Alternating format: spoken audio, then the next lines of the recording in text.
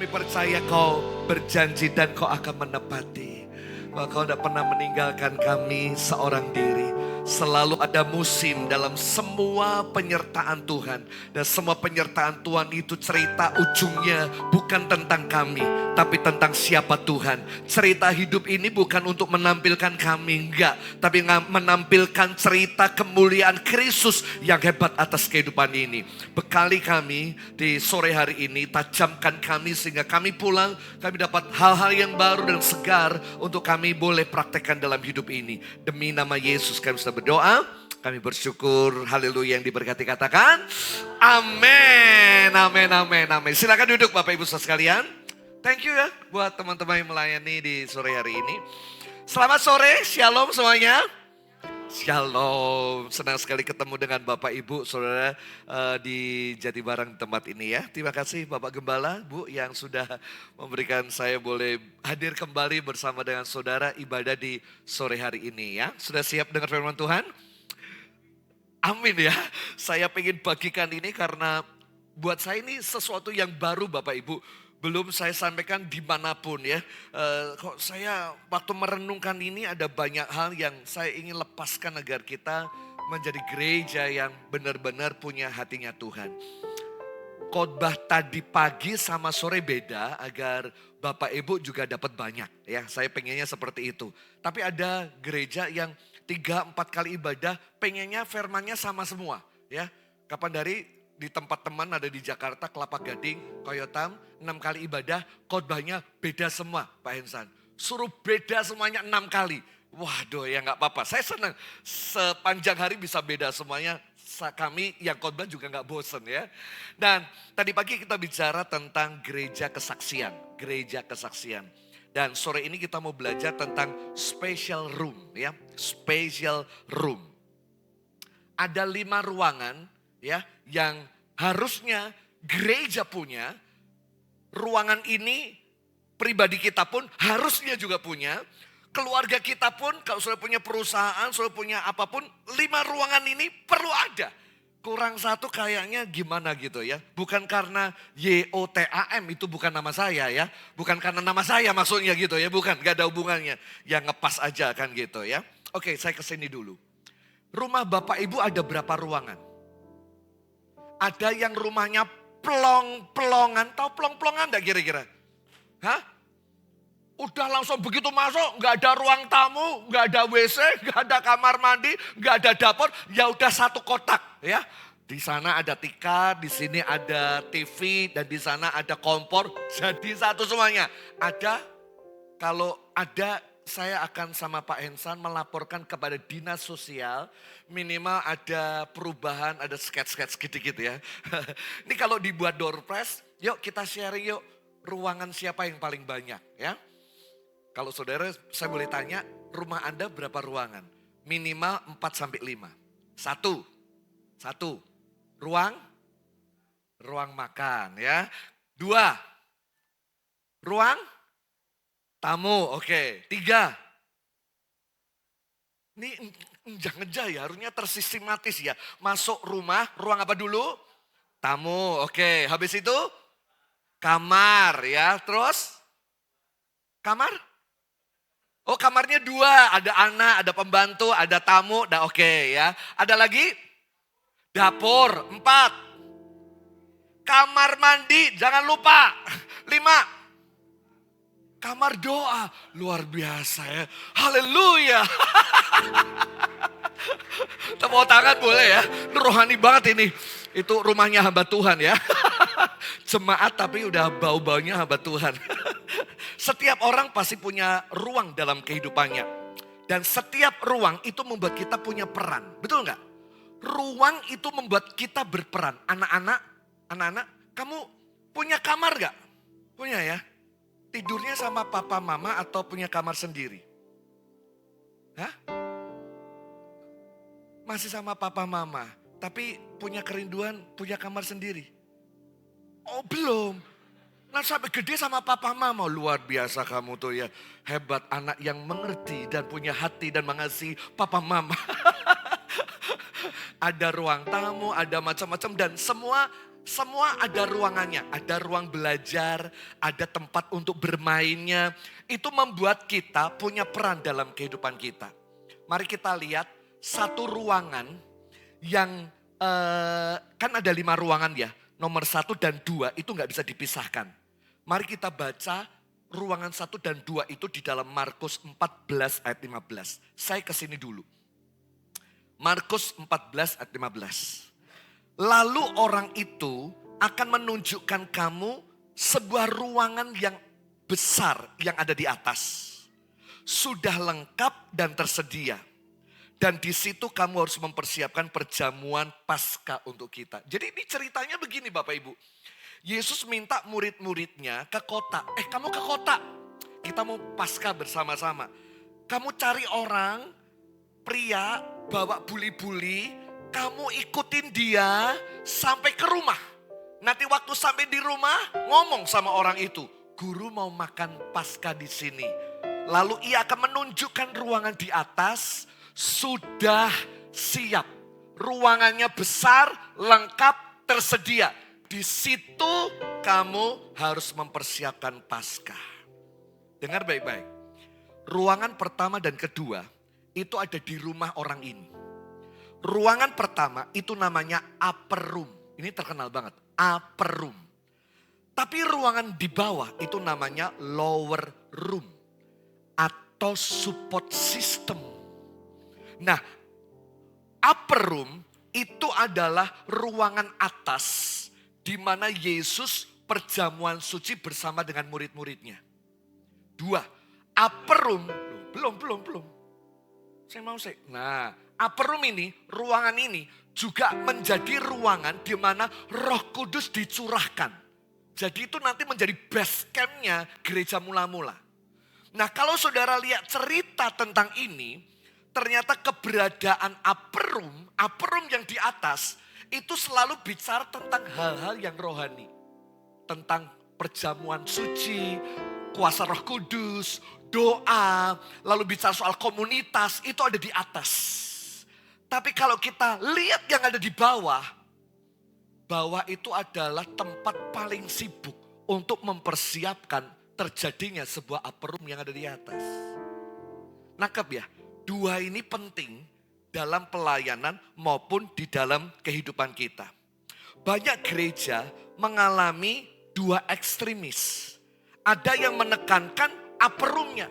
Kuat di dalam doa, penyembahan, karunia rohani, pengalaman-pengalaman rohani. Baru doa saja saya melihat Tuhan berbicara. Waduh, bahasanya udah kayak begitu semuanya. Lalu mereka bergerak dalam pewahyuan yang begitu dalam. Tapi lemah dalam organisasi, lemah dalam kepemimpinan, lemah dalam pergerakan, dan lemah dalam pemuritan. Sebaliknya ada orang yang rapi, di bawahnya rapi, administrasinya bagus, sangat baik, programnya rapi, teknologinya keren, luar biasa, SDM-nya, SOP-nya luar biasa. Tapi bocornya kehilangan kegairahan mencari Tuhan. Halo, 2 ini seringkali mengenai banyak gereja di hari-hari ini. Oke, saya akan bahas yang pertama tentang upper room. Upper room adalah ruangan pengalaman rohani yang kuat bersama dengan Tuhan. Dan komunitas.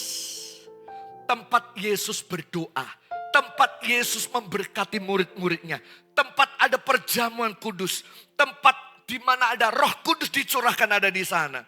Jadi di upper room itu tempat di mana Tuhan memberi visi, kuasa, memberikan panggilan, lalu mengutus mereka, lalu Roh Kudus dicurahkan dengan karunia-karunia yang begitu hebat, lalu terjadi amanat agung dan pengutusan yang luar biasa, itu ada di upper room Bapak Ibu. Upper room. Saya berharap gereja tempat ini adalah gereja di upper room tentunya. Ya, pujian ngalami kuasa Tuhan. Setiap doa ngalami pewahyuan dan terkonek dengan terhubung dengan Tuhan. Itu luar biasa sekali. Tapi kalau saudara baca baik-baik, ternyata apa yang terjadi di upper room, next, itu selalu didahului dengan apa yang terjadi di lower room. Dua ini nggak bisa dipisahkan. Apa itu lower room? Seringkali kita hanya berbicara ruang atas. Ruang atas bicara tentang hal-hal yang rohani.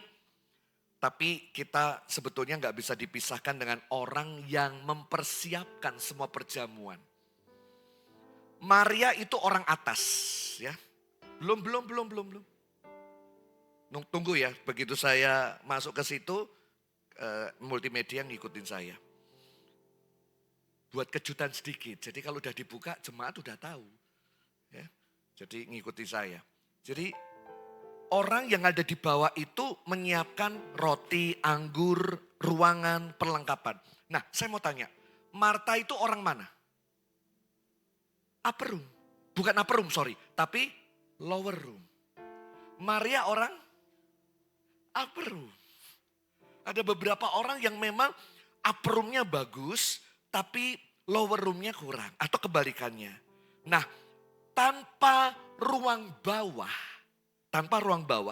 tidak ada perjamuan suci yang akan terjadi. Ada, tapi apa adanya. Gak ada persiapan sama sekali. Lower room adalah tempat membangun sistem, nah baru dibuka. Membangun sistem, menyusun strategi, mengatur pelayanan, mengembangkan organisasi, melatih pemimpin, mengelola sumber daya. Itulah yang namanya lower room. Agak sibuk, tapi dua-duanya memang harus jalan di situ. Dengan kata lain, lower room berbicara mengenai tanggung jawab manusia untuk mengelola semua yang Tuhan berikan dan Tuhan kasih tanggung jawab kepada manusia. Coba mari kita lihat upper room vs lawan daripada lower room. Ya. Ada dua ruangan yang penting, nomor 1 dan 2. Upper room tempat di mana kuasa, tujuan, passionnya Tuhan kita terima. Tapi lower room tempat di mana di organisasi, dieksekusi, semua apa yang ada di dalam upper room. Kita berdoa dapat mimpi, kita berdoa dapat vision, kita doa dapat sesuatu dari Tuhan. Tapi harus turun ke bawah, implementasinya bagaimana, strateginya bagaimana, lalu aktifnya digerakkannya cara-caranya bagaimana, pencapaiannya berapa waktu, berapa anggaran, lalu bergerak bersama. Itu ada di lower room.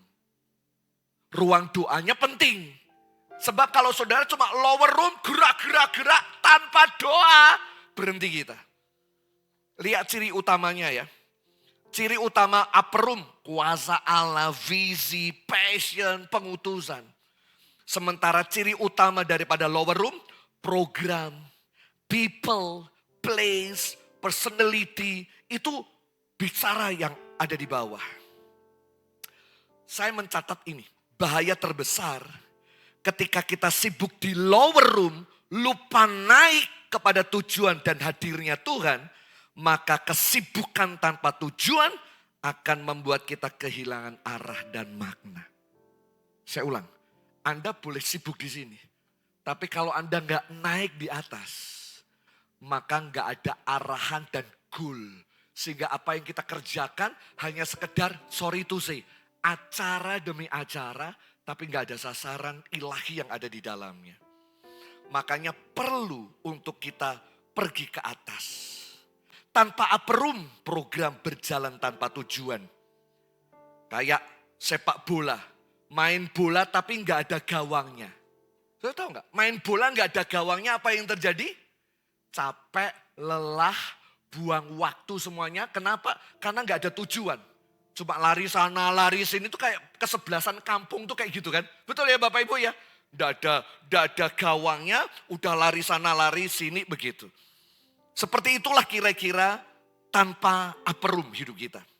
Tapi tanpa lower room, visi yang besar tidak akan pernah menjadi nyata. Cuma hanya sekedar doa, sesuatu yang kita tangkap, tapi gimana cara langkah-langkahnya nggak ada sama sekali. Tanpa struktur, api akan padam. Tapi tanpa api, maka bentuk apapun akan menjadi kering dan akhirnya mati. Kita butuh dua-duanya Bapak Ibu. Ini dua ruangan yang penting dari 3 ruangan yang lain. Ya, Upper room itu memberi kuasa. Tapi lower room mewujudkan kuasa itu menjadi nyata di tengah-tengah kita. Makanya seorang leader, dia harus tahu bagaimana naik dan bagaimana turun. Dia naik ke upper room untuk mencari Tuhan dan menerima visi dan kuasa. Next. Lalu dia turun di ruangan lower room untuk mengimplementasikan, mengkoordinasi semua yang harus dikerjakan dan dilakukan. Kayaknya firman Tuhan ini kayak rapat organisasi, tapi enggak banget gitu ya. Tapi inilah firman Tuhan mengajarkan kita bukan hanya sekedar di lower room kerja-kerja, tapi tanpa dorongan akan kebenaran-kebenaran firman. Kita lihat di perjanjian lama. Kata Betel itu muncul pertama kali pada saat Yakub tidur. Lalu ia bermimpi ada anak tangga, betul gak? Di mana malaikat naik turun naik. Membawa pewahyuan turun, lalu naik lagi membawa doa-doa dan semua apa yang terjadi di dalam kehidupan orang percaya ini dibawa ke tahtanya Tuhan. Lalu ada yang turun lagi begitu. Itu ada di Kejadian. Jadi memang anak tangga turun naik itu harus seorang pemimpin ada stay di sana. Nah, kalau saudara baca, coba next. Ketika input, visi, kuasa, hikmat tidak menghasilkan output atau buah dan dampak, kita akan kehilangan kepenuhan dari apa yang Tuhan rencanakan. Tuhan punya rencana, tapi hilang. Karena kita nggak ada di upper roomnya di sana. Injil bukan saja untuk diketahui saja, tapi bagaimana diwujudkan agar orang bisa membacanya lewat kehidupan saya dan saudara. Oke, itu yang pertama dan yang kedua. Upper room dan lower room. Dulu kami sukanya di atas Bapak Ibu. Ya, kenapa kok nggak terjadi sesuatu? Karena kami nggak membangun sistem di areal bawahnya. Cuma doa, bener doa. Tapi doa juga nggak cukup. Harus ada turun ke bawah di lower roomnya untuk menyiapkan semuanya. Waktu saya minta AI untuk menggambarkan dua ruangan ini. Lalu saya terinspirasi sama bapak yang satu ini. Bapak yang punya rumah itu kadang turun.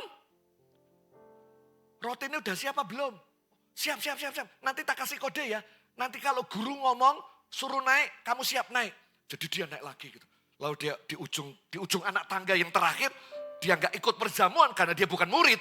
Lalu dia lihat gurunya ngomong, kasih kode, oke? Konsumsi wes siap, ditoke, wah siap.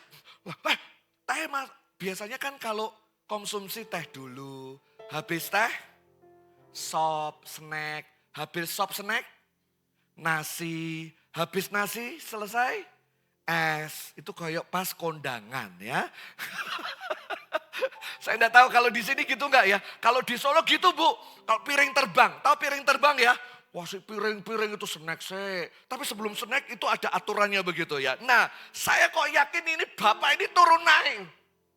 Kok anggurnya kurang, dia turun. Enggak perlu diminta.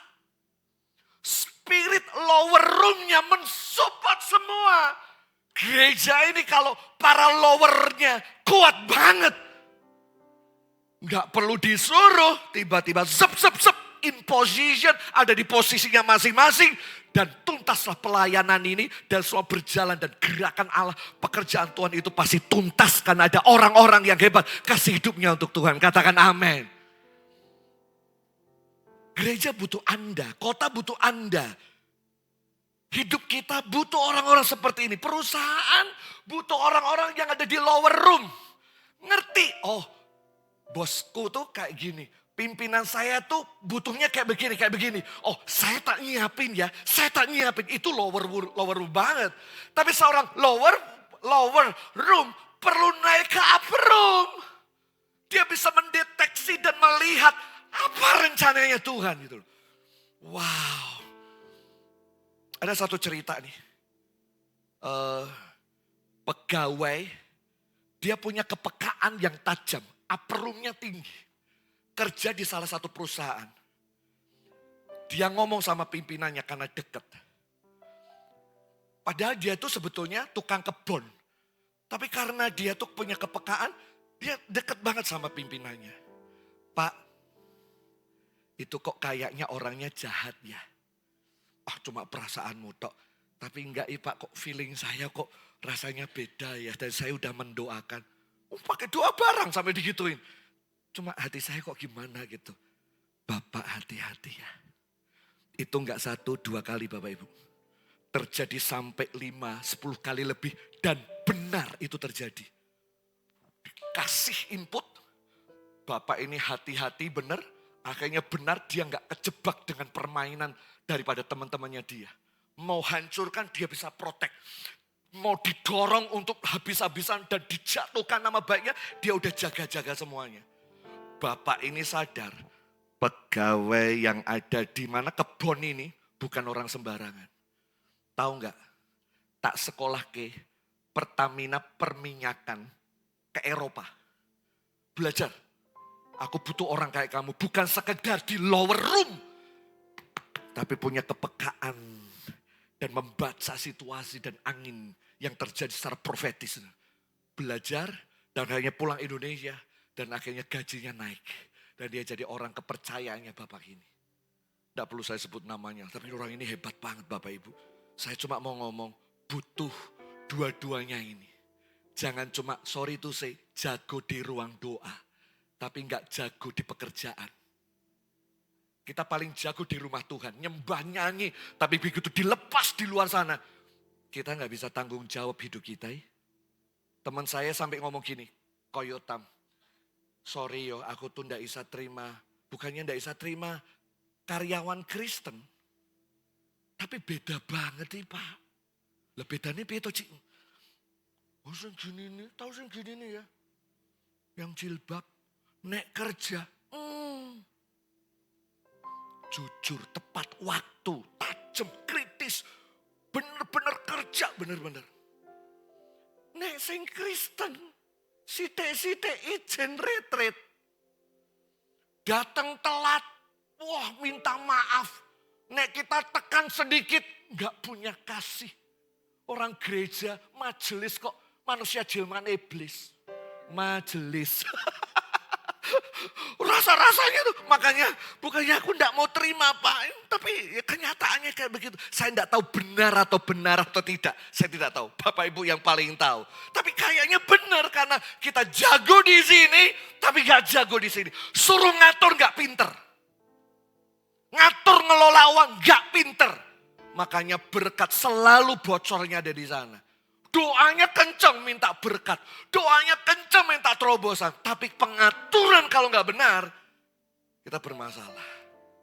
Ingat ya, waktu Adam ditempatkan di Eden, 2 ini udah jadi satu paket. Saya ulang, di tanah Eden, 2 ini menjadi satu paket.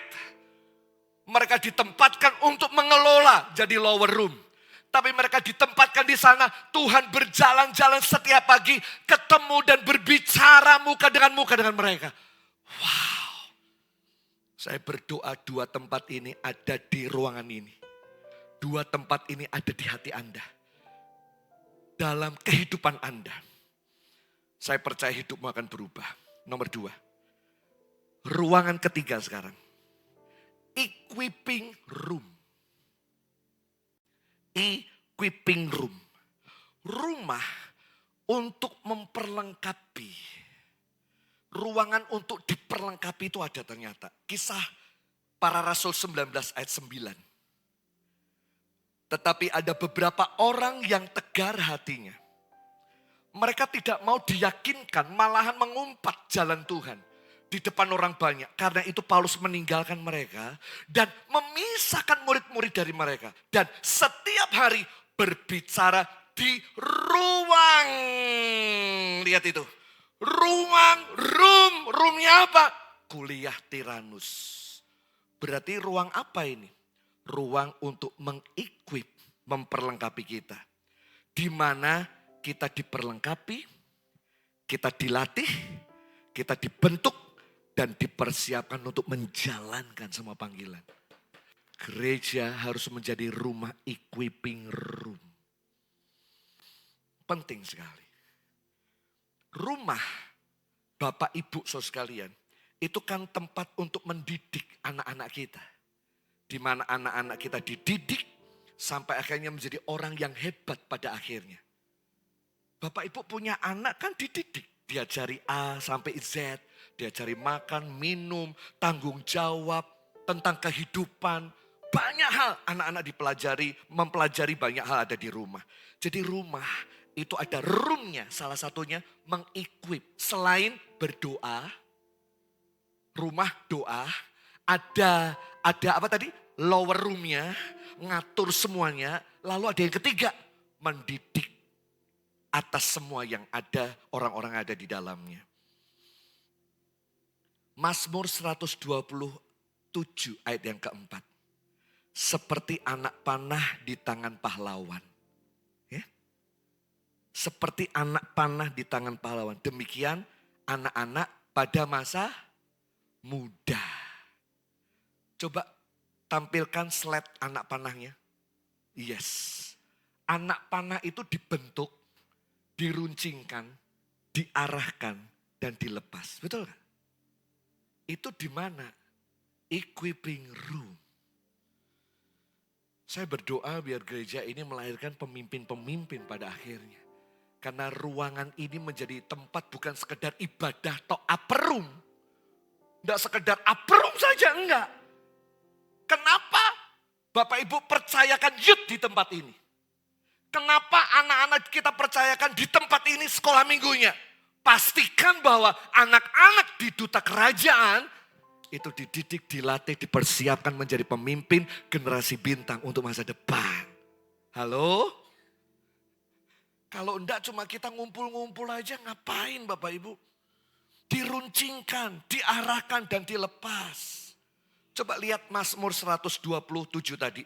Seperti anak panah di tangan pahlawan. Demikian anak-anak di masa muda. Udah diruncingkan, udah dibentuk, tinggal diarahkan saja. Wow. Kemarin saya ngomong sama anak-anak leader di tempat kami Pak Hensan. Kita habis retreat kan, saya tantang sama mereka. Tahun depan mau buat retreat lagi enggak? Boleh kok, boleh. Lalu dia sebutkan, Sarangan, Salatiga, Bandungan. Cari tempat yang lain ya kok ya. Oke. Tiba-tiba saya ada ide.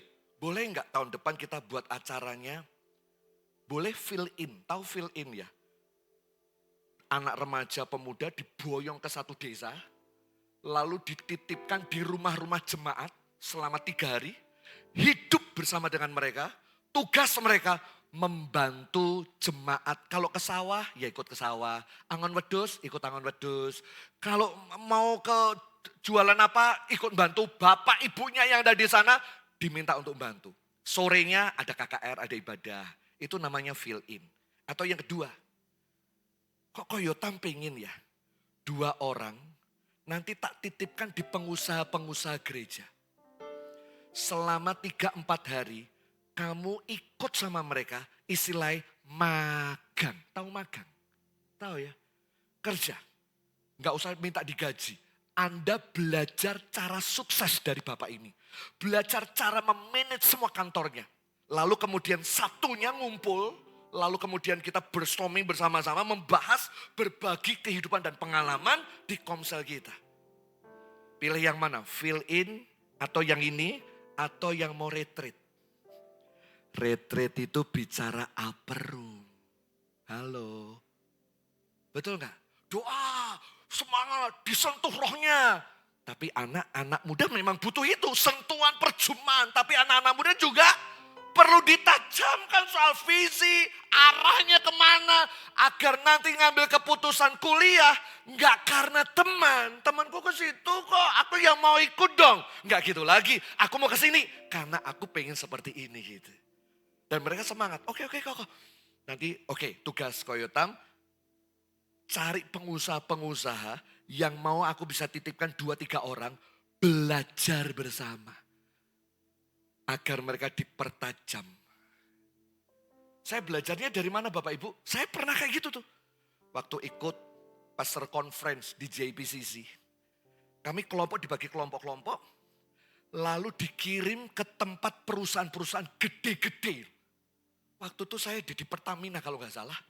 Ketemu sama kepalanya Pertamina itu beberapa lapis. Tapi dia orang penting banget. Jalan masuk saja, screeningnya. Tapi mereka orang anak Tuhan. Kita duduk begitu. Waduh, lalu dia keluar. Selamat pagi Bapak Ibu saudara sekalian. Lalu dia bagikan pengalaman jadi direktur kecil di anak cabang Pertamina ada di sana. Kita tuh hamba Tuhan, orang ngerti soal kayak ngono. Tapi leadershipnya kita belajar. Oh, kayak gitu toh cara-caranya, anginnya kayak gitu. Nah, waktu saya belajar kayak gitu terus hati saya itu membara. Ini kayak enek gowo ning omah, bawa ke gereja kami, dikonekkan dengan lahan keadaan generasi. Kayaknya anak-anak muda perlu loh dititipkan di sana biar belajar, cari duit, belajar kerja keras. Bukan menjadi generasi strawberry yang dipencet saja, udah lembek, udah hancur, baru dinasehati aja, udah enggak kerja, baru 2 minggu kerja, lalu enggak kerja. Saya dilapori itu. Om, anak saya udah keluar, padahal baru kerja 2 minggu. Loh ya jadi deman-deman toh, cari kerja kan angel. Lah itu loh om, lah kenapa? Dipanggil, dinasehati, loro hati. Hatinya itu enggak siap kerja. Akhirnya ya udah dia sampai hari ini di rumah. Di rumah jualan TikTok atau jualan di Shopee. Ya enggak nge-game, enggak TikTokan dan lain sebagainya. Tolong ya om ya. Oh, saya punya hati untuk mereka Bapak Ibu. Tahu enggak Mazmur ini muncul di 127. 127 itu adalah nyanyian ziarah. Baca ayat 1. Nyanyian ziarah. Ziarah itu apa sih Bapak Ibu? Hah? Ziarah itu apa? Mencoba mendatangi tempat atau situasi tertentu. Lalu membayangkan, membangkitkan, menjangkitkan kembali pengalaman-pengalaman besar yang sudah dialami. Untuk apa? Menyadarkan kembali akan sebuah peristiwa yang tidak pernah hilang dalam hidup ini. Itu ziarah kira-kira kayak gitu. Bangsa Israel pada saat mereka pulang ke Yerusalem, nyanyi, ini nyanyian ziarah. Jadi nyanyinya tuh begini nih. Kapan Tuhan membangkitkan orang-orang seperti Daud. Kapan kau bangkitkan seperti Esther di masa lalu? Kapan lagi ada Yefta? Kapan lagi ada Yusuf? Kapan Tuhan bangkitkan? Slide next. Nah, pada waktu mereka menyanyi lagu ziarah, dalam pikirannya mereka, kapan Tuhan membangkitkan anak-anak panah yang pernah dilemparkan, dilepaskan. Aku pengen anak muda dibangkitkan Tuhan. Sambil berjalan, lihat anaknya. Kita ziarah ya nak ya. Seperti anak panah di tangan pahlawan. Besok nek besar, papa mama berdoa kamu jadi seperti Yusuf. Seperti Bapak Daud. Itu pada waktu perjalanan ziarah. Muncul ini. Wow. Seperti anak panah di tengah pahlawan. Charles Swindoll mengatakan begini. Dalam setiap anak yang Tuhan percayakan di tangan kita. Ada kecenderungan seperangkat ciri unik yang sudah siap sedia. Ada istilahnya Play Store dalam hidup anak kita. Yang udah diinstal Tuhan. Perlu di-download saja, dibuka Play Store-nya. Bakat minat apa perlu digali dan dikeluarkan. Itulah Charles Swindoll. Rumah yang ketiga ini penting Bapak Ibu. Rumah bukan untuk kasih makan dan minum anakmu selesai. Enggak. tapi rumah untuk membangkitkan pemimpin masa depan.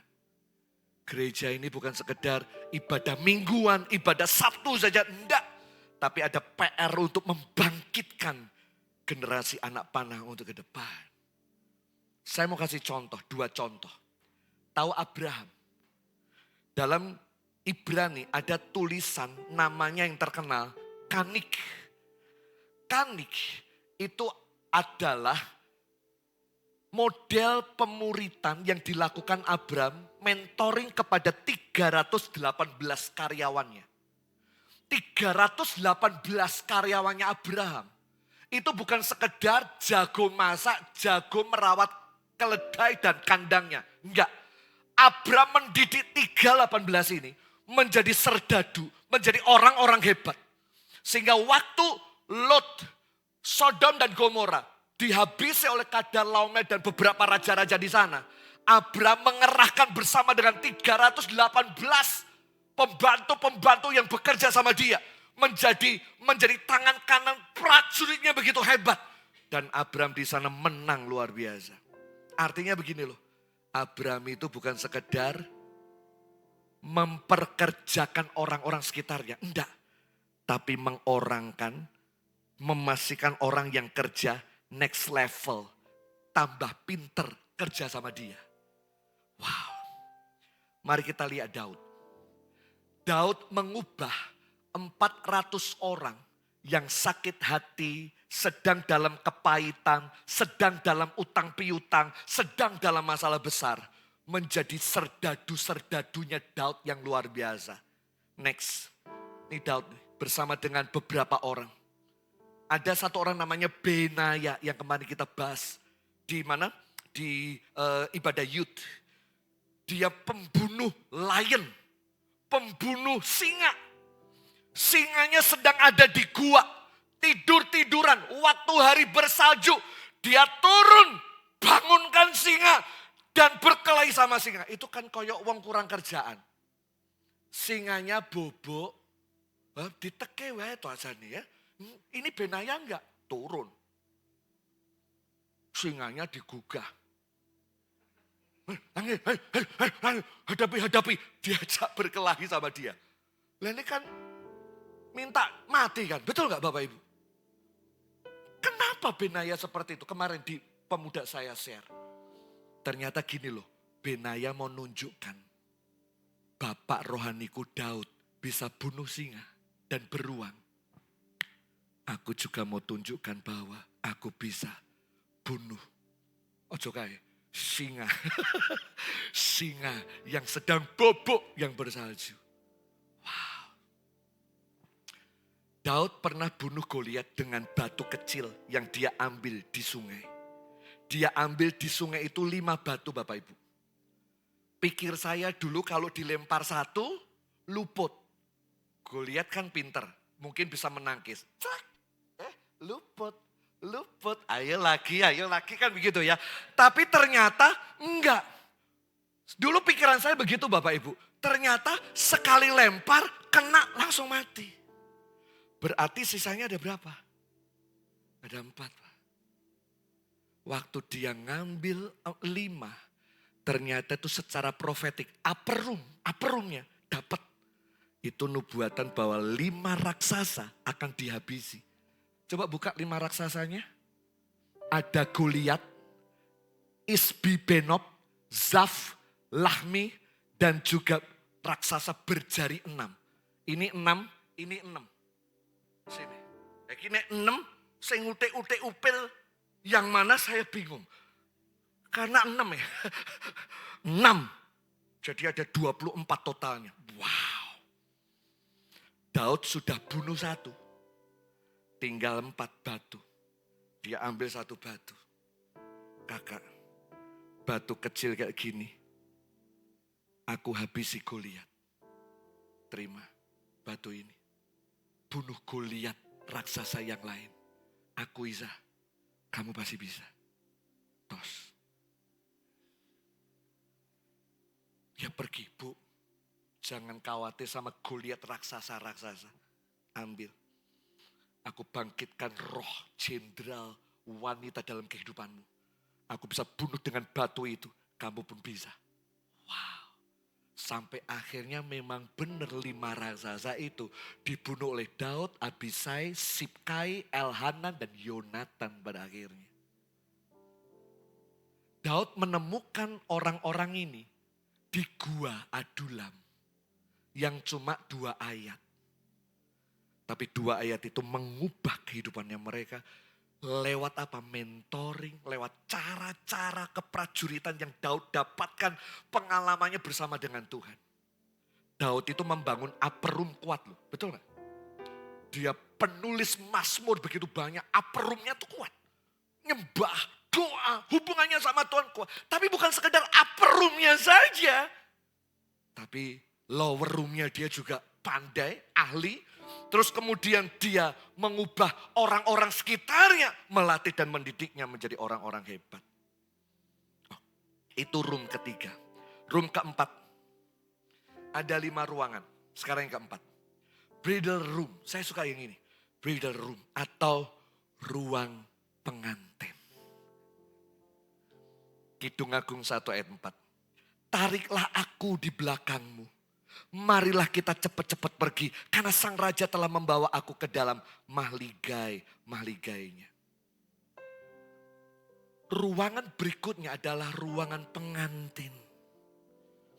Pelayanan yang lahir karena jadwal bisa jalan. Tapi pelayanan yang lahir karena cinta akan terus menyala. Beda ya, beda. Kalau di jadwal mesti jalan, tapi belum tentu nyala. Tapi kalau melayani berdasarkan cinta, ruangan ini dipenuhi cinta.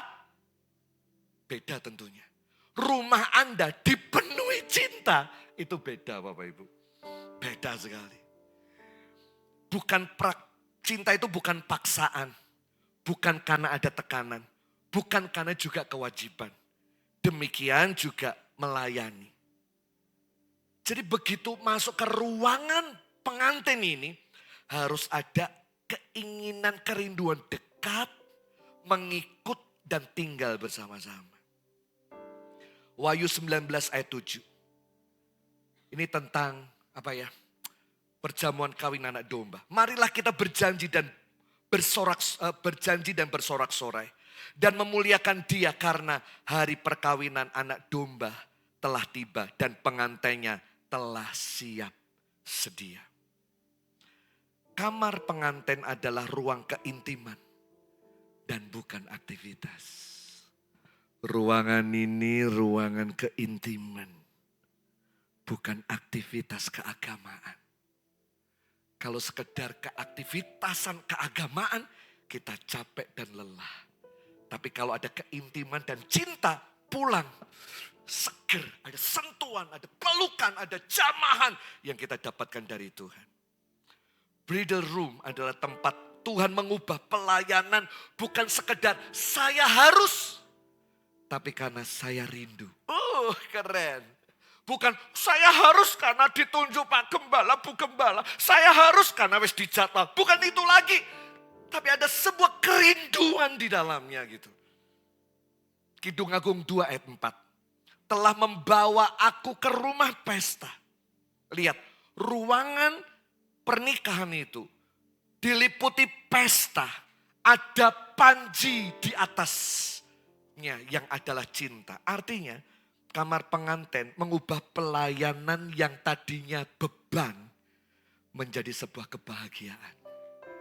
Memberi bukan lagi beban, tapi sebuah kebahagiaan.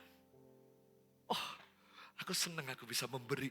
Ada sebuah dorongan, sebuah bukti cinta yang luar biasa. Kalau di sini rata-rata saya percaya ruangan ini ruangan percintaan bersama dengan mempelai surga. Tapi kalau di Jawa sana Bapak Ibu, di daerah Solo dan sekitarnya, wah begitu khotbah soal duit, nadanya udah beda semuanya. Belajarlah mengubah ini menjadi sebuah kebahagiaan. Memberi itu bahagia, melayani itu bahagia, menolong itu sebuah kebahagiaan. lebih baik tangan di atas daripada tangan yang di bawah. Satu kali saya ikut kelas. Kelas ini kelas motivator lah. Saya pengen belajar dulu ya, udah dulu. Motivator tuh kayak apa sih isinya? Saya lihat training-trainingnya, ikut lah. Ikut. Kami diminta bangkit berdiri. Bangkit berdiri semua. Semua bangkit berdiri semuanya. Hitungan ketiga, ambil yang terbaik dari dompet Anda. Wah, 1, 2, 3. Cepat. Gak usah mikir, ambil yang terbaik dari dompet Anda. Uang ya. Wah, aku ambil 50.000. Karena 50.000 lah yang saat itu yang terbaik yang saya ada di situ. Saya ambil 50.000. Ayo, taruh dompet dikembalikan. Angkat semuanya uangnya. Wah, angkat semuanya. Hitungan ketiga. Dengar ya, hitungan ketiga. Kasih teman sebelah kanan. Saya enggak ngerti. Saya enggak kenal sebelah kanan saya. 1, 2, 3. Langsung blek. Saya ketemu turun ke tempatnya dia. Jebret. Saya dapat dari sebelah kiri saya. Ayo jujur. Jujur Bapak Ibu. Aku ngei saya ketemu berharap 100. 2 kali lipat. Tahu enggak? Yang aku dapatkan 2.000. 2.000. Dalam hati saya, waduh, tahu gitu tadi. Emang wae sing cilik kan ada beberapa yang kecil. Tak kayak yang gede, aku entuk semene kan gitu ya. Dalam hati kecil saya. Begitu selesai acara, Bapak ini temui saya. Pak, alhamdulillah Pak, tanganku diciumi. Matur suwun ya. Saya tuh baru bokek ndak punya apa-apa. Lah kok Bapak ngei aku 50.000. Matur nuwun. Oh nje matur nuwun. Iya. Ndak apa-apa. Tiba-tiba yang tadinya kecewa. Tiba-tiba berubah jadi kebahagiaan kecil. Karena itu menjadi jawaban bagi banyak orang. Betul nggak? Itu yang Pak Hensan kemarin singgung. Hanya ngomong. Ini wanita ini perempuan kecil usia 12-14 tahun. Cuma ngomong. Tapi bisa mengubah keadaan majikannya. Saya cuma ngasih begitu saja. Tapi ternyata itu menjadi jawaban bagi orang ini. Wow. Kamar pengantin mempersiapkan mempelai. Bukan hanya bekerja. Tak ulang. Tempat ini enggak mempersiapkan Anda jago khotbah, jago pelayan dan menjadi pelayan pekerjanya Tuhan, volunteernya Tuhan. Enggak. Tapi Tuhan rindu agar kita menjadi mempelainya. Tampil cantik, tampil excellent, tampil dengan memberi yang terbaik. Karena Tuhan sudah memberi yang terbaik buat kita. Katakan amin. Wow. Terakhir yang keempat. Yang kelima. Forgiveness room. Ruangan pengampunan. Wah, saya suka yang terakhir ini. Kolose 3 ayat 13. Sabar kamu satu dengan yang lain. Ampunilah seorang akan yang lain. Jika seorang menaruh dendam terhadap yang lain, sama seperti Tuhan telah mengampuni kamu, kamu pun harus melakukan juga demikian. Pemimpin yang penuh kasih tidak membuang orang yang salah, tapi menolong orang itu untuk bertumbuh dari semua kesalahan. Halo? Iki bukan pabrik bapakmu.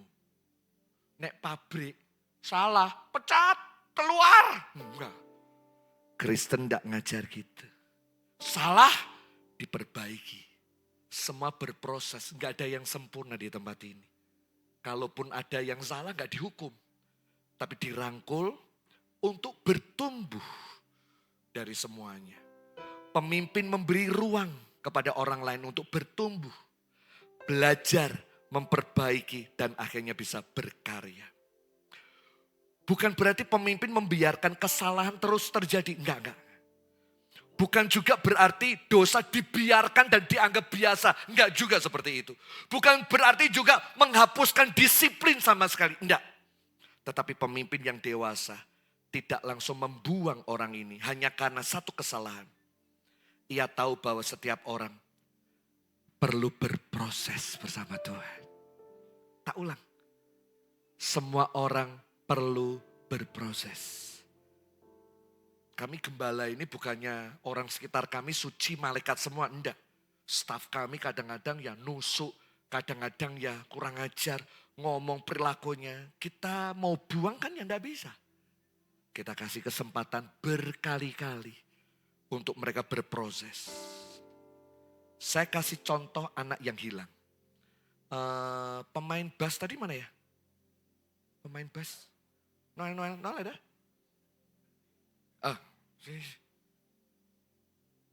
Pemain musik semua, tolong maju. Yes. Ini contoh ya, anak yang hilang. Ya, contoh ya Noel. Si bungsu. Tahu ceritanya Bapak Ibu ya? Tahu ceritanya enggak? Tahu ya? Musik ayo cepat. Durasi. Waktu saya tinggal 5 menit. Saya senang gereja ini enggak ada timekeepernya. Jadi mau los jam 9 ya. Kamu sana.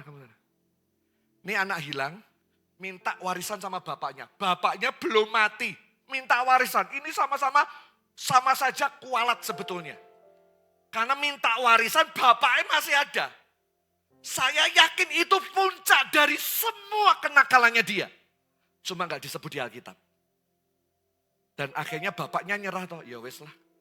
Ini pilihanmu, tak kei semua. Tapi ini pilihan, bukan karena aku mengizinkan. Tapi karena ya udah ini pilihan, tak kasih semua. Kasih ya. Terus menghabiskan semua harta papanya. Pergi keluar kota, menghamburkan dan lain sebagainya. Mungkin judi online, mungkin narkoba, mungkin bersama dengan wanita dan lain sebagainya. Terus miskin, makan makanan ampas babi. Singkat cerita, dia udah kehabisan dan mau pulang. Oke, 2 orang.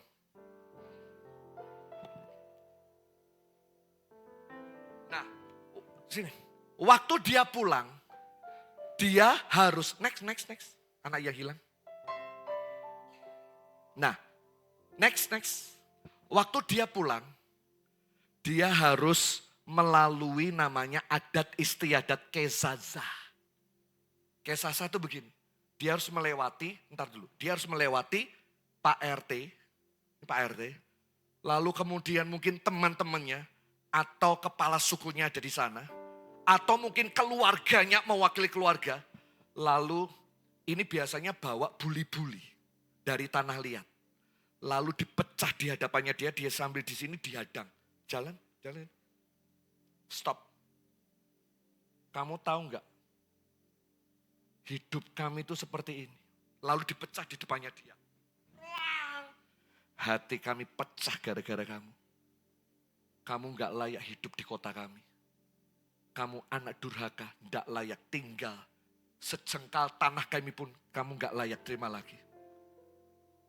Kornya enggak kembali. Kornya tetap di sana. Kau ngerti enggak perasaanku? Ini kerombyang. Lalu berikutnya, dia menjatuhkan lagi dan dia nuduh dia. Dan semua satu kampung nuduh dia Bapak Ibu. Dan maki-maki dia harus melewati itu semuanya. Makanya, mundur ke belakang. Sebelum kena hukum Kesazah, ini hukum adat. Papahnya jalan pelan-pelan, papahnya lari. Anakku. Dipeluknya si bungsu ini.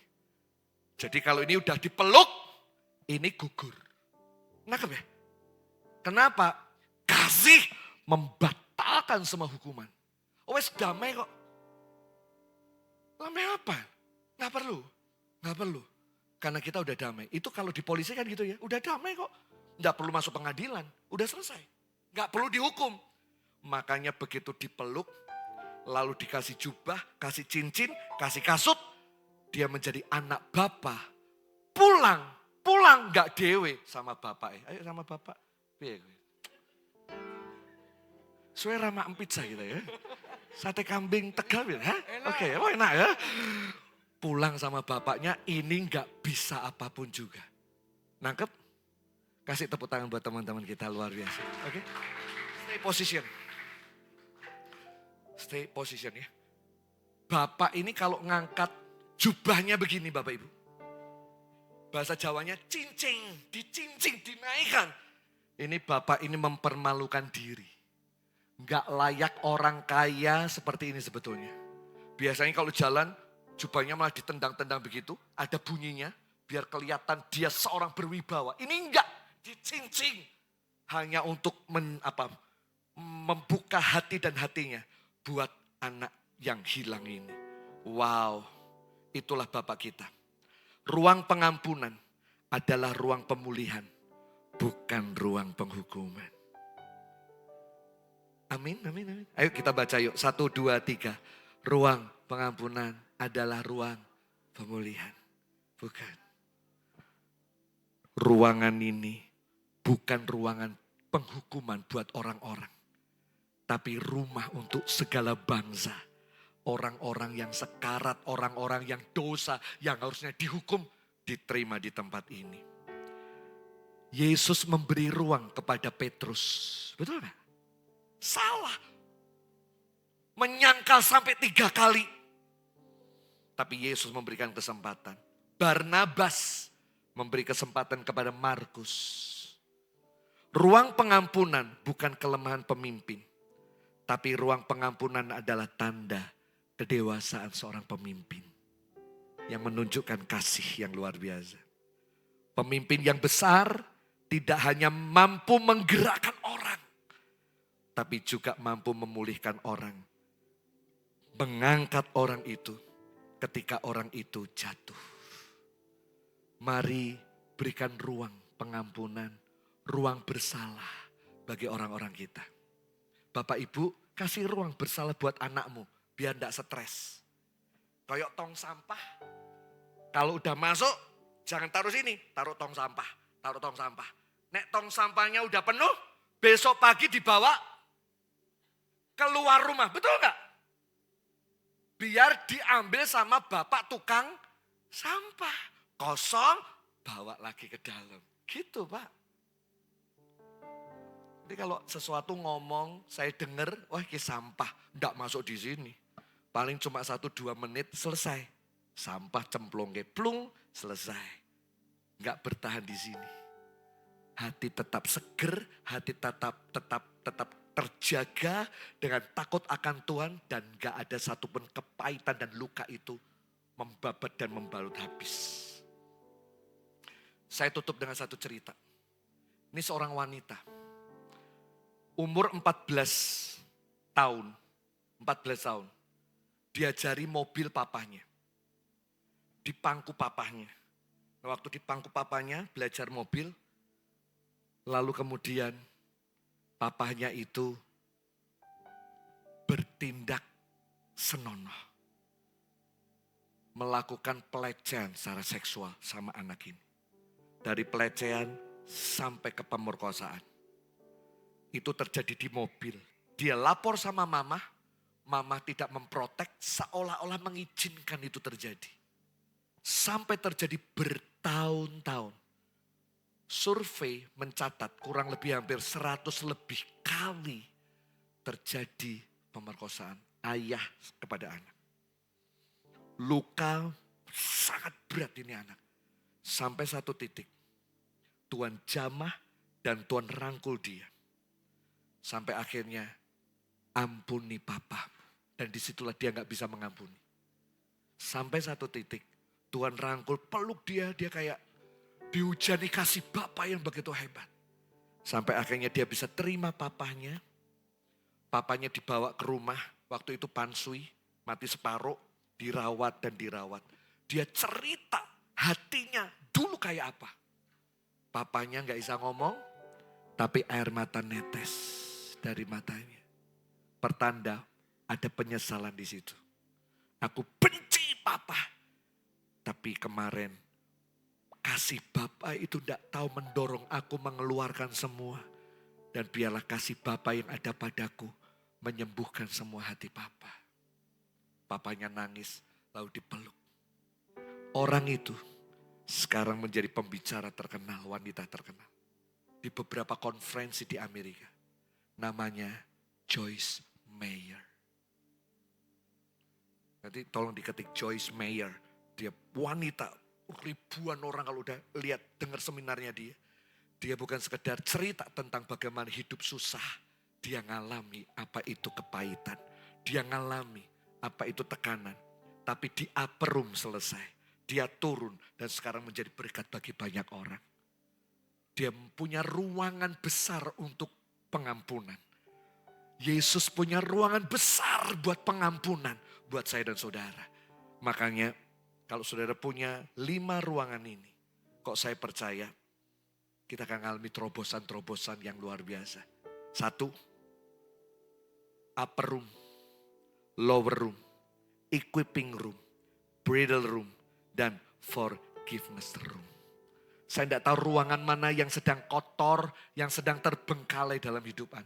Yang ini Pak, ini susah yang ini Pak. Belajar yuk, belajar. Aku ini oke, tapi yang nomor 1, aku sibuk terus. Gak ada ruangan ini. Oke, pulang dari tempat ini, bangun mesbahmu kembali. Biar di tengah-tengah apapun goncangan yang terjadi, perlu membackup kita. Memberikan ide, kreativitas, visi, hal-hal yang orang lain belum tahu. Anda bisa tahu lebih dahulu. Dan saya percaya kita menjadi gereja yang di atas rata-rata karena bergerak pada apa yang Tuhan mau. Saya selesai. Tuhan Yesus memberkati kita semuanya. God bless you.